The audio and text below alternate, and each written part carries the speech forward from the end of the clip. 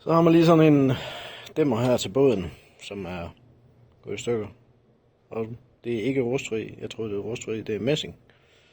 Så jeg kan ikke løje det her. Der er sikkert nogen, der kan. Men jeg kan lave noget i rustfri i stedet for. Jeg har så ikke... Den er den 22 mm udvendig. Den er den 20 mm udvendig. Men det går nok. Det er jo kun til at holde det der hul der. Det er til at holde røret på galesjen, der går ned, og for at den ikke flyver op. Og det er sådan set det eneste, den gør. Og så er der den her skrue her, som er skruet ind i. Og hvis man kigger lidt på det gevind der, og ved lidt om gevind, så ved man, det der, det er tommer. Så det er vi heller ikke så glade for. Så jeg får lavet sådan en ny plade her, og så i rustfri, og så laver jeg en man til, og den har en 12 mm her, det kan jeg godt lave. Så er den nye dims på der, og lave sådan en ny en her, med noget millimeter gevind. Og det her, det ligner bare en endebund fra sådan noget rørværk. Og så elektropolere det bagefter. Og så kommer det nok til at ligne det samme som det her, det har gjort fra ny af. Det her, det er forkromet. Så er så de her to klumper her op i fræseren. Og så vil jeg lige tage begge toppe. Både for at fjerne de der savspor, fordi det er ikke ret pænt. Og så også fordi, så ved jeg, at de er lige høje. Og så er der nogen, der siger, så er det totalt overkill det der. Sæt det op i fræseren. Bare bor et hul i dem. Ja, det er det.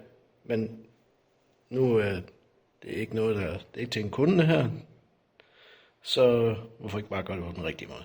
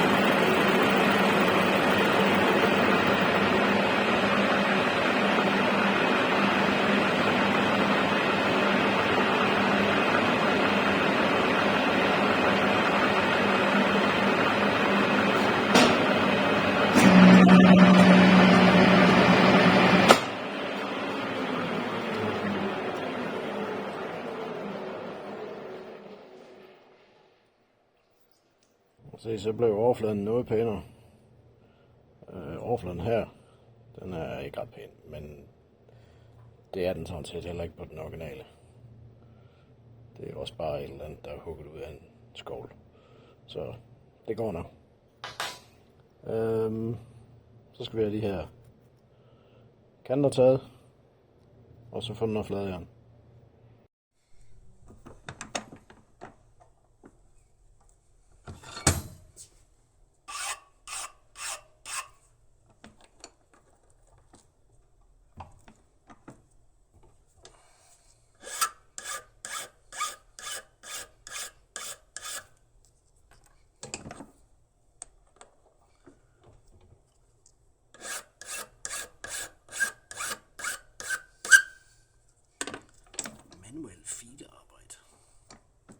Så hvis man skal finde midten på det her hul over på den her, så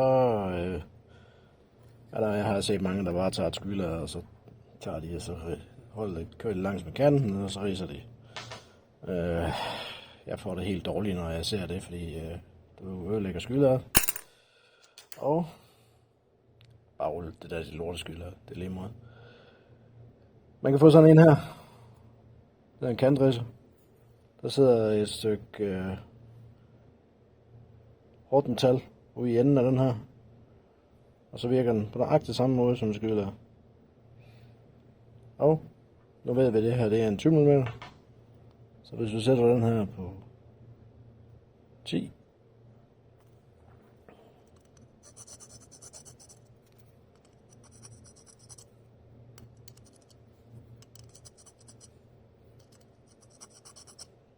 Så bliver der en lille fin rister, og så kan man slå en kørneprik og bore et hul,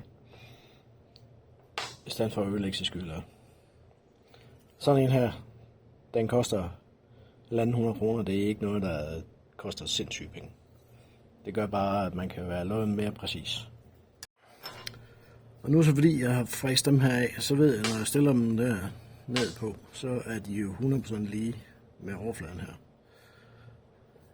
Så når jeg kørner den her og sætter den op i solbordmaskinen og borer hullet igennem, det rigtige det er at sætte det op i en drejebænk med en 4-kloge og bore hullet ud, og det begynder at blive lidt avanceret, så det gør vi ikke. Så jeg tænker mig bare at tage boremaskinen, men når jeg sætter den op i boremaskinen, så ved jeg, at den her den er lige, så når jeg borer hullet igennem, så bliver det også lige.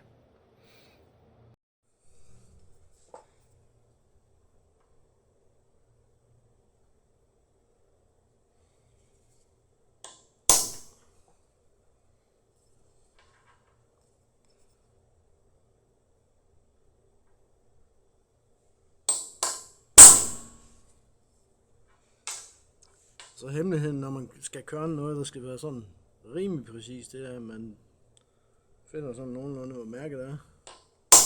Så slår man et lille mærke, og så kigger man, og så korrigerer man efter det. I stedet for bare at sætte den sådan nogenlunde og tæve løs. Sådan. Og så når man borer sådan noget rustfri her, så skal man så huske, at bare lade være med at skrue op som en åndssvag. Det skal køre ret hurtigt det her. Hvis man kører hurtigt med bordet, så brænder man alting af. Rustfri det tager en hulens tid at bore, og det er bare sådan der.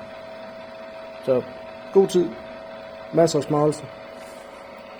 Nu er det her. Og så ellers bare stille og roligt dernede.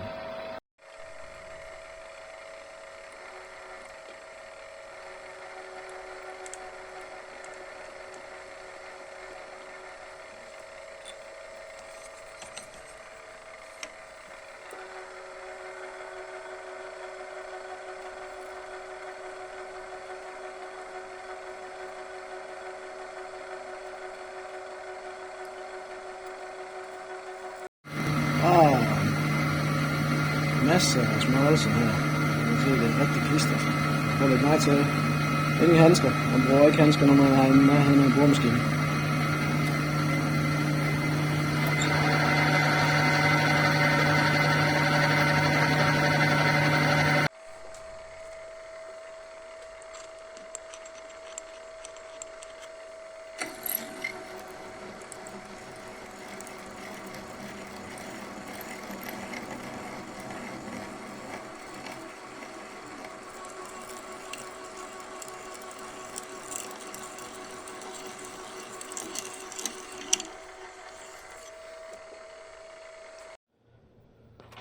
Så er der hul i begge to her. Men jeg kan godt se, det skal lige rejfes det her, fordi det der med at ikke rejfe huller, det er noget, men det gør man bare. Det er det, der adskiller os fra dyrene.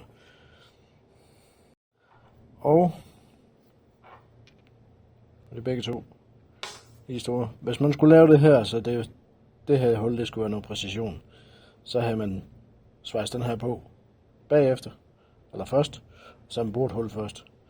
Hvis du sværser noget her på, så bliver hullet højst sandsynligt oval. Men nu kommer der bare en pind ned fra kalechen af, og der går ned i det hul der. Så det er bedøvende meget, om den her den svinger på tiendel. Men ellers så har man svejst den der på, lave hullet og alt det der, og så har man boret det her hul bagefter. Man kan også gøre det på den anden måde, man svejser den der på, hvis på den her, og så sætter en rival igennem. Så med man hullet, det skal passe med de 13 mm. Men nu, det kommer ikke til at være det her, den her applikation her. Så hullet blev rejpet. Dejligt lækkert. Og det her det er en rejfer. Bare en ganske almindelig batteribomaskine. Ikke noget fancy overhovedet. Bare hvis man ikke kan se, hvordan sådan en ser ud. 11. Ja. 10. Den bliver 10. Sig på den. Og den blev vi enige om, den var 12.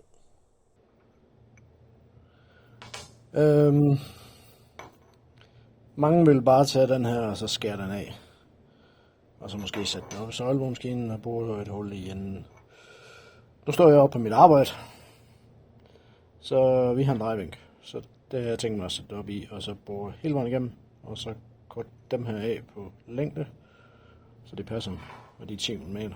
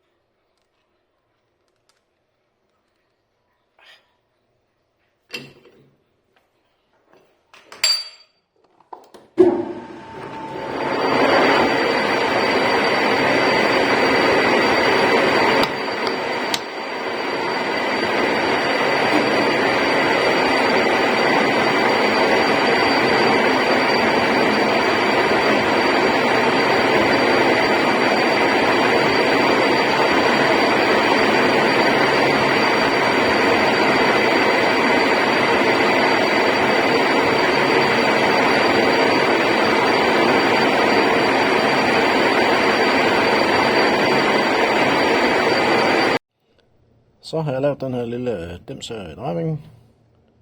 Og hvis du ser, så er der lige rundet hjørnet der. Det er der ikke der. Fordi jeg vil godt have den her til at sidde sådan her.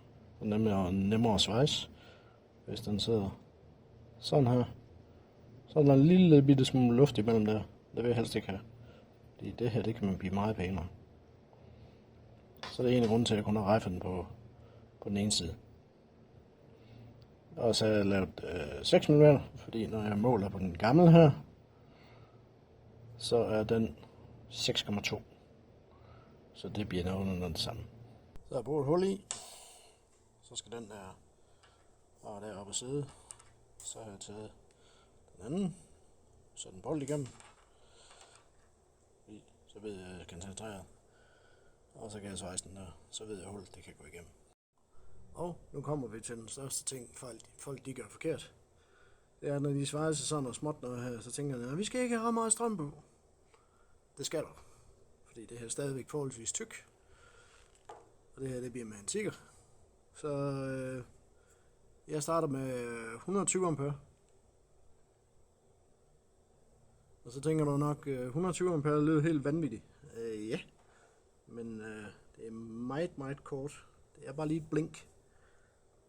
Det er bare for at sætte den fast.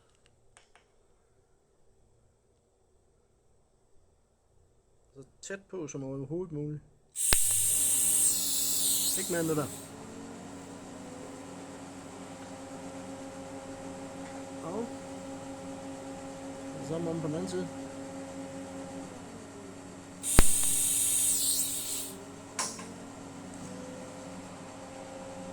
Man skal kun lige have sådan her, fordi nu sidder den der, hvor den skal.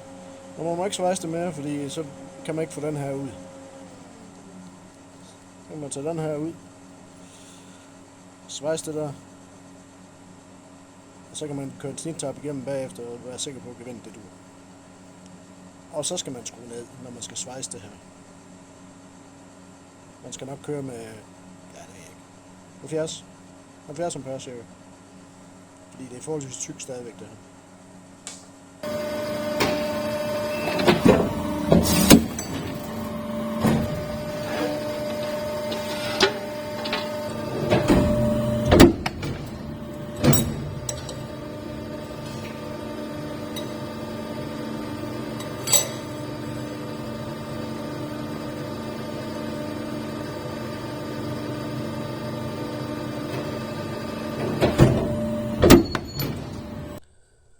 Så fik jeg klippet de her plader her, så den bliver med til den her.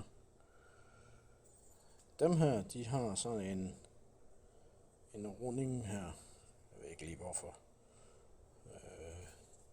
Det tror jeg ikke dem her de får, fordi jeg kan ikke se nogen grund til, at det er der. Især fordi det er ikke på den her. Så det bliver ikke helt originalt.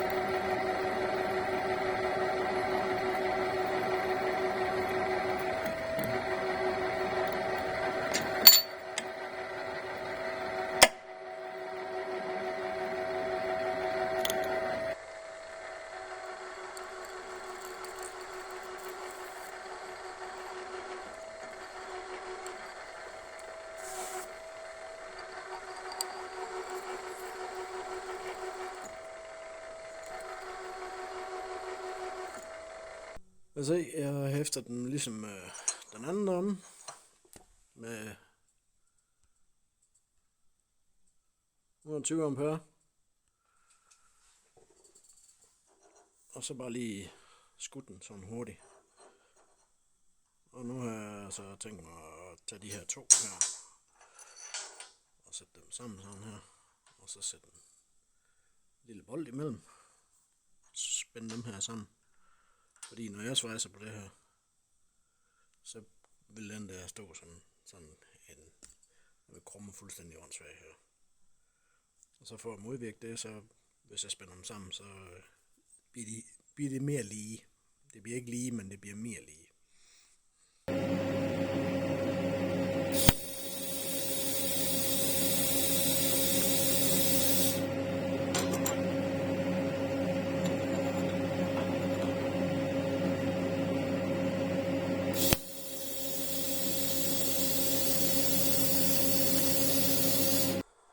Jeg har lige taget smidt den under den herinde. Jeg vil prøve at pille det her af, se hvor skævt det er blevet. Så lad mærke til, da jeg svejste, der løb jeg da kun sammen. Og det var fordi, at jeg vil godt have det lidt det samme look, som den har, derinde i kanten der. Og der er ikke noget belastning på det her overhovedet. Det er også derfor, de kunne lave det i messing oprindeligt, fordi der er den skal kun holde det rør der, det er det eneste, der skal gøre. Så det er kun til collision.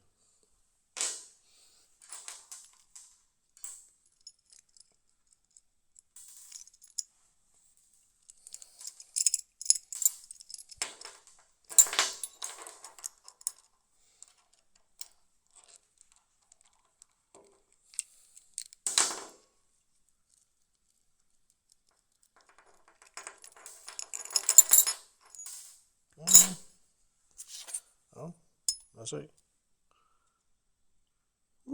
Helt lige.